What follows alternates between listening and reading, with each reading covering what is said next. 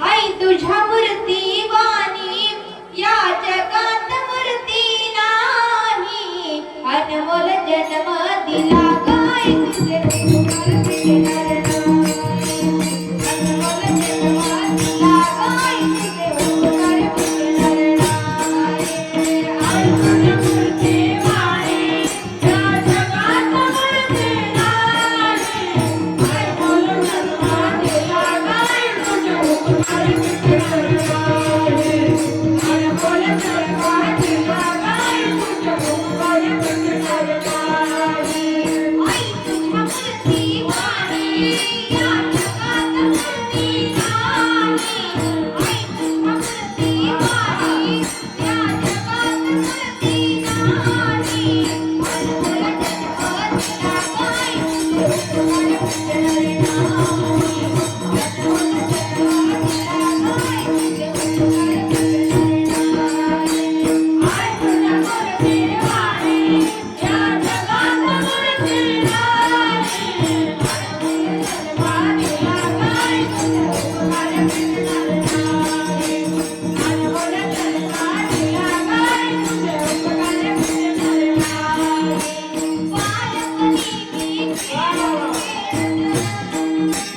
बालपणी मी खेळत खेळत मोठो देखाताना अमृत पाहुणी कोण तुझ्या प्रेमाची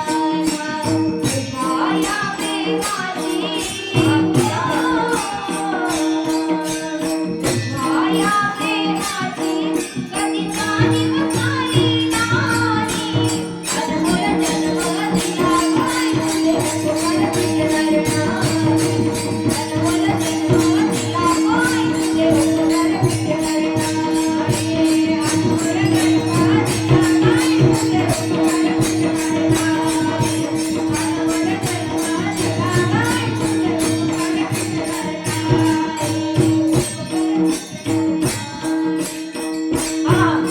आई तुझ्या मूर्ती वाणी जगात मूर्ती नाही अनमोल जन्म दिला गाय तुझे खूप कधी भेटणार नाही अनमोल जन्म दिला गाय तुझे खूप कधी भेटणार नाही म्हणून मला सांगतात आई वडिलांची सेवा करा.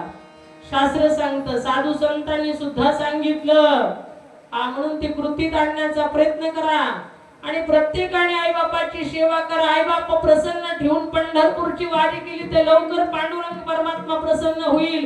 आणि आई बाप उपवाशी मारून त्यांच्या डोळ्यामध्ये पाणी आणून जर तुम्ही पंढरपूरला जाण्याचा प्रयत्न केला तर देव मात्र खरोखर तुम्हाला नाक डोळं मोडल्याशिवाय राहणार नाही आणि तुमच्याकडे पाठ केल्याशिवाय राहणार नाही. म्हणून त्याच्यासाठी आई वडिलांची सेवा करा हे सांगणं सध्याच्या काळाला गरजेचं आहे. म्हणून मी प्रत्येक कीर्तनामध्ये सांगते, नाही तर काही आई बापाला वृद्धाश्रमामध्ये जाण्याची वेळ येते. म्हणून कळकळीने मी सांगत असते. मी सांगण्याऐवजी मी असं प्रमाण धरूनच सांगते. किंबहुना धनुर्धरा जो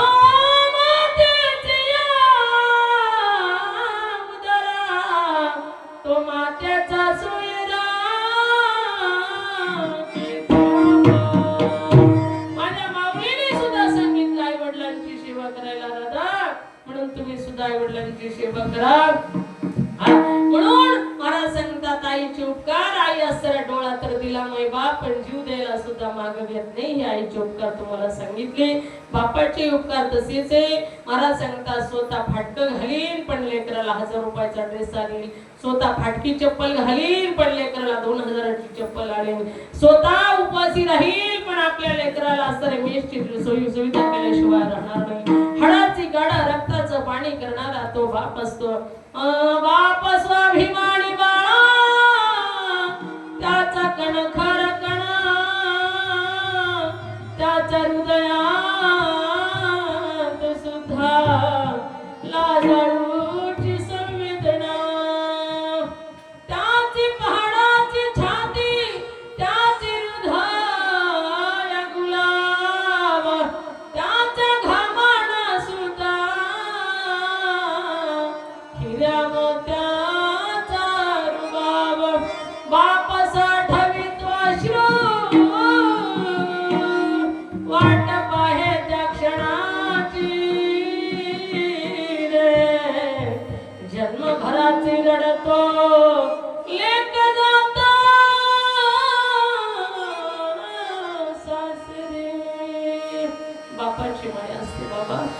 पहाडासारखा असताना पर्वत होता. पार्वतीची विदाई केली, लग्न लावलं महादेवाबरोबर.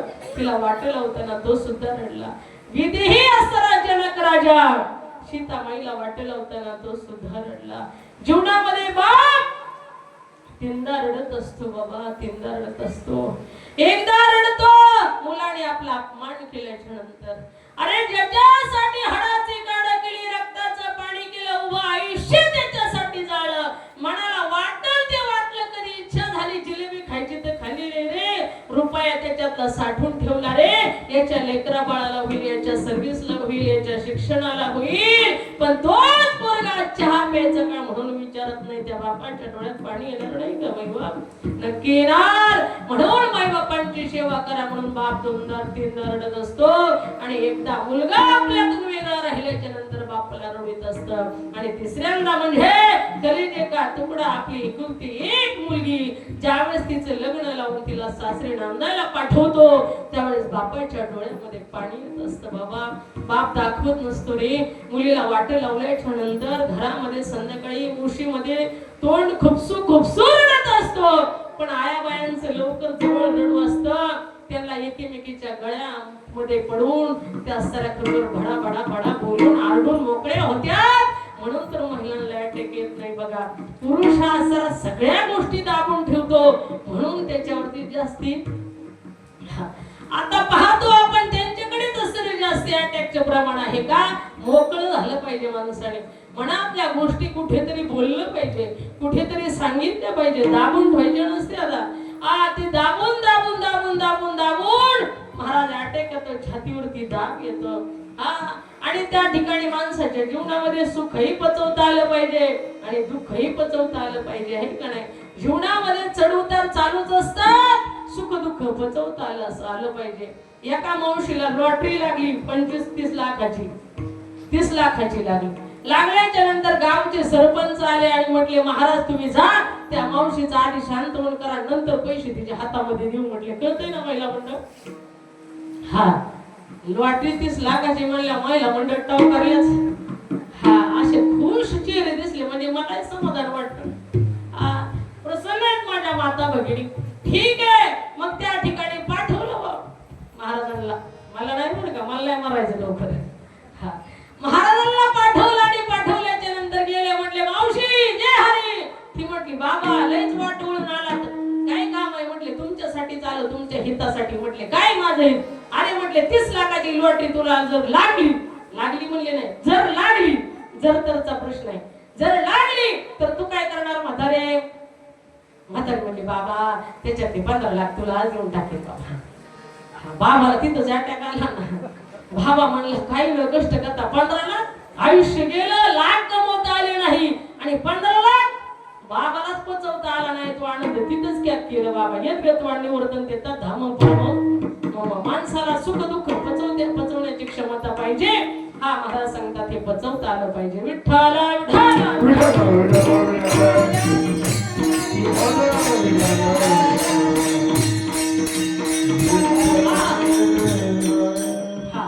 म्हणून या ठिकाणी महाराज सांगतात अशा पद्धतीने जो आनंद आहे तो आपल्याला पचवता आला पाहिजे. मला सांगायचं आहे की खरखर काय सांगू आता संतांचे उपकार, मी आईचे उपकार तुम्हाला सांगितले, बापाचे उपकार सांगितले. बाप अशा पद्धतीने खूप काही करत असतो बाबा.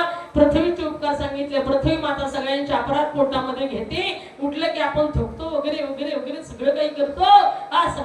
सगळ्याचा विधी सगळं काही करतो. माता कधी तुमच्यावरती रागवली का? नाही. पृथ्वीचा सुद्धा गुणधर्म घेतला पाहिजे. सूर्यदेवाचे सुद्धा आपल्यावरती उपकार आहे. उगवणं आणि मावणं हा त्यांचं काम आहे, पण जाता जाता प्रकाश देणं हे त्यांचा परोपकार आहे. तुम्ही आम्हाला असं तुमच्या आमच्यावरती परोपकार करतात. त्यांनी कधी मीटर मागितलं का? एवढे युनिट जळाले, एवढं वगैरे वगैरे काही बिल आलं, असं काही झालं नाही. तुम्हाला असं पैसे मागतात ते प्रकाश देतात. हे सूर्यदेवाचे उपकार आहेत बघा. म्हणून त्या ठिकाणी 5 उपकार महाराज सांगतात. गंगेचा सुद्धा उपकार आहे. वाटतं का 11 वाढले की सांगा मला. पाहता लई ह्यात लावायच्या पण चला थोडक्यात घेऊ. आहे ना टाइम सांगायचं बरं का, काही घ्यायचं नाही तसं, टेन्शन बी घ्यायचं नाही. बिंदास सांगायचं 11 वाजल्या. जय हरी. विडाल विडाल